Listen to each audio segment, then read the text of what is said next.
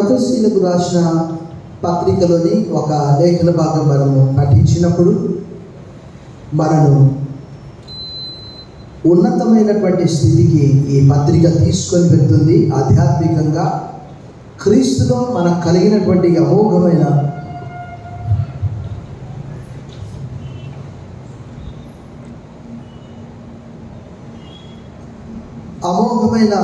అద్భుతమైనటువంటి ఆ దీవెనలు మనకు అన్యజనులంగా ఉన్నప్పుడు క్రీస్తు ద్వారా మనకు కలిగినటువంటి ఆ దీవెనలు 1-2 మాటల్లో పౌలు గారు తెలియజేస్తారు. ఎఫెసీయులకు రాసిన పత్రిక 2వ అధ్యాయం 11వ వచనంలో, కాబట్టి మునుపు శరీర విషయంలో అన్యజనులై ఉండి శరీరమందు చేత్తో చేయబడిన సున్నతి గల వారు అనబడిన వారి చేత సున్నతి లేని వారు అనబడిన మీరు ఆ కాలమందు ఇశ్రాయేలుతో సహపౌరులు కాక పరదేశులను, వాగ్దాన నిబంధన లేని పరజనులను, నిరీక్షణ లేని వారిని, లోకమందు దేవుడు లేని వారిని ఉండి క్రీస్తుకు దూరస్తులైన మీరు.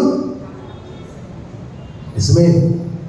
అసలు నేను ఆదికాండం 34వ అధ్యాయం నిన్న రాశాను. మొన్న 6వ అధ్యాయం ఆదికాండం ఉర్దూ బైబిల్ రాశాను.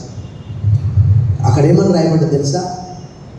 షెకెములో దీనా యాకోబు యొక్క కుమార్తె పాడు చేయబడుతుంది.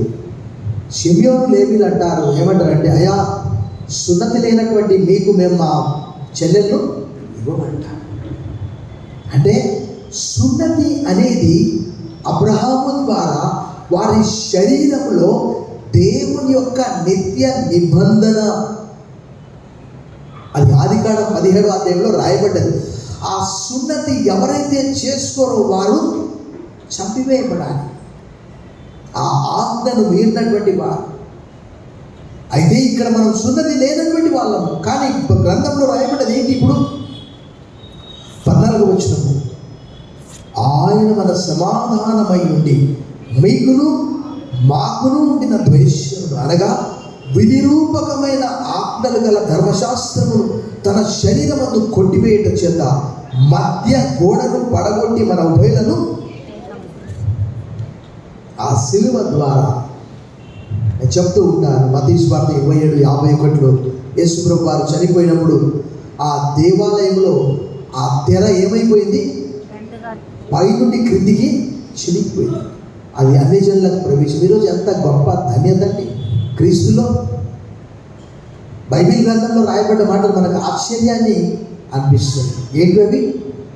మనం ఒక రాజులైన యాజక సమూహం అంట. ఎంత గొప్ప మాట అండి అది.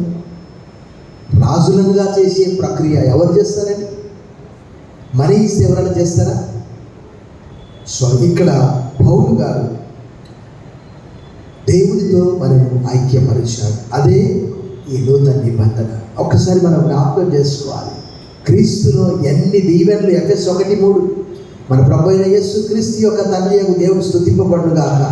ఆయన క్రీస్తునందు పరలోక విషయంలో ఆత్మ సంబంధమైన ప్రతి ఆశీర్వాదం మనకు అనుగ్రహించి మునుపు దూరస్తులైన మీరు ఇప్పుడు సమీపస్తులుగా ఉన్నారు.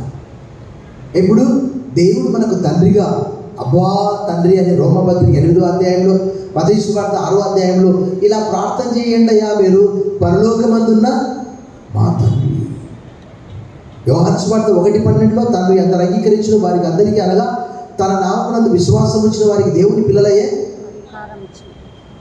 సో ప్రభు యొక్క త్యాగము ఇదంతా కూడా మనకు ఈ దీవెనలు కలుగుతున్నాయి. ఇది మీ కొరకు పిలువబడిన నా శరీరం నన్ను జ్ఞాపకం చేసుకోవడానికి మీరు చేయండి. మీ కొరకు కార్చబడినటువంటి రక్తము నన్ను జ్ఞాపకం చేసుకోవడానికి నేను చేయండి అన్నాడు. మన తలలు వచ్చి పరీక్షించుకొని ప్రార్థన ద్వారా దీన్ని తీసుకోవాలని ప్రభువు కోరుతూ ఉన్నాడు.